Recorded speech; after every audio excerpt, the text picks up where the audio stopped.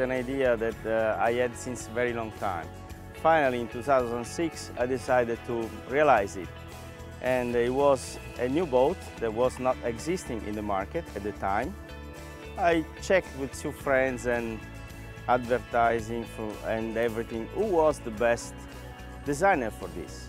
And there were very few designers in the world good for a fast boat, especially one of them basically met my expectations because he was able to do fast boats, but also good, nice-looking boats.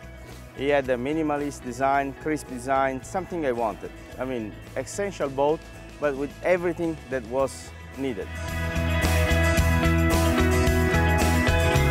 Una barca fuori dal coro. È una barca in cui comunque l'armatore ha voluto cercare di ispirarsi anche molto al mondo automobilistico.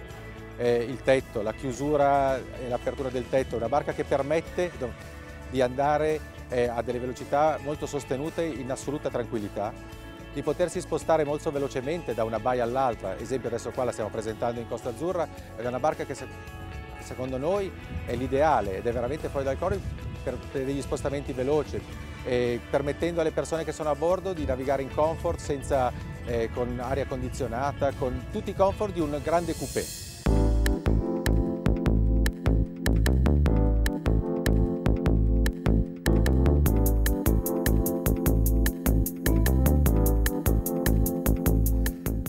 The project started off, I believe, in 2008 when Carmela Zocco contacted me, basically on the basis of a project we did in the United States called Alpha Z.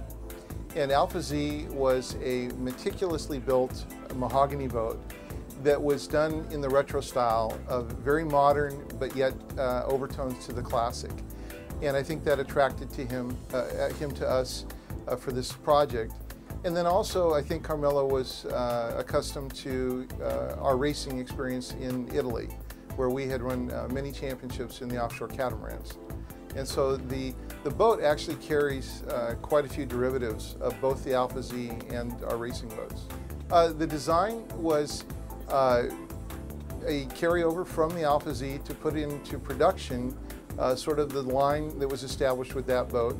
But then one of the main emphasis was to do a convertible top, full standing sport boat.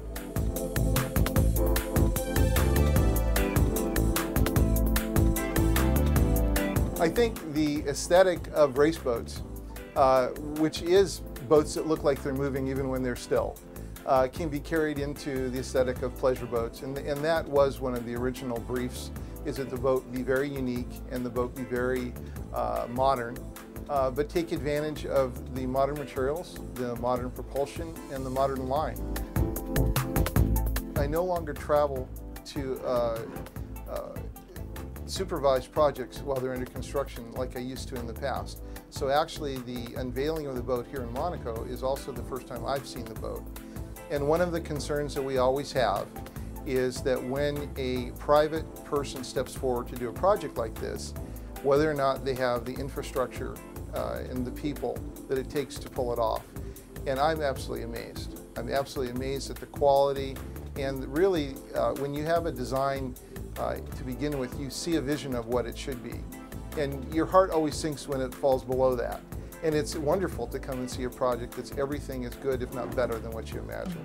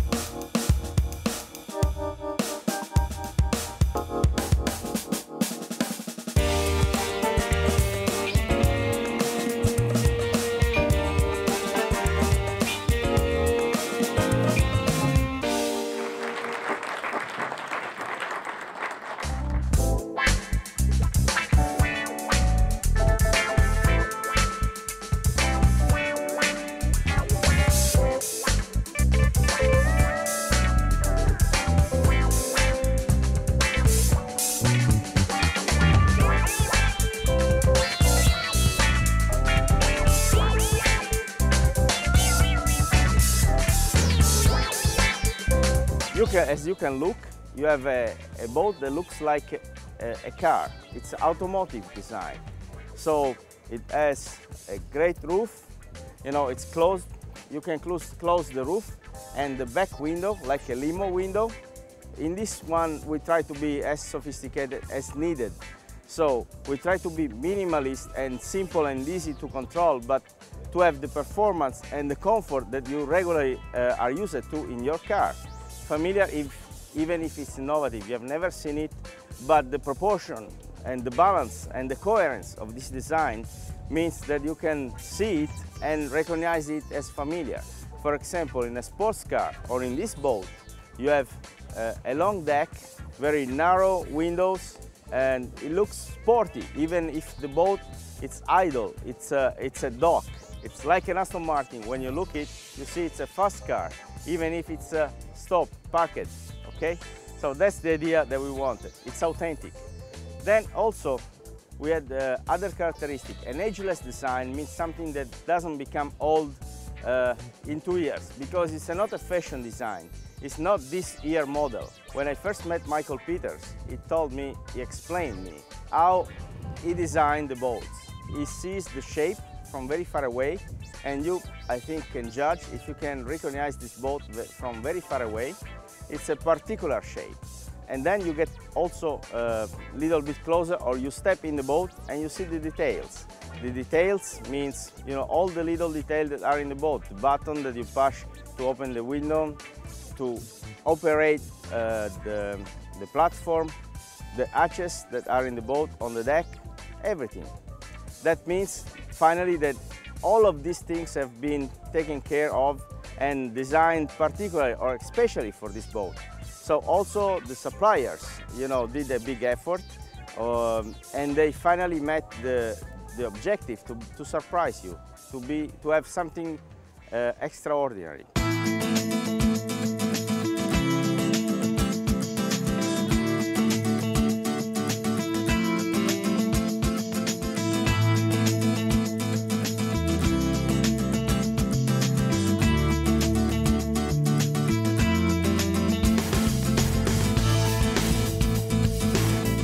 È nata un'esigenza di rivestire in modo lussuoso anche l'esterno di queste barche. Ecco perché Alcantara ha pensato, dopo vari studi, perché il prodotto deve resistere moltissimo alla luce solare, deve resistere all'acqua marina, alle nebbie saline che sono ancora più dannose, e deve avere una certa impermeabilità ovviamente. Questo prodotto, che si chiama Alcantara Exo, è stato concepito per un altissimo livello di outdoor marino.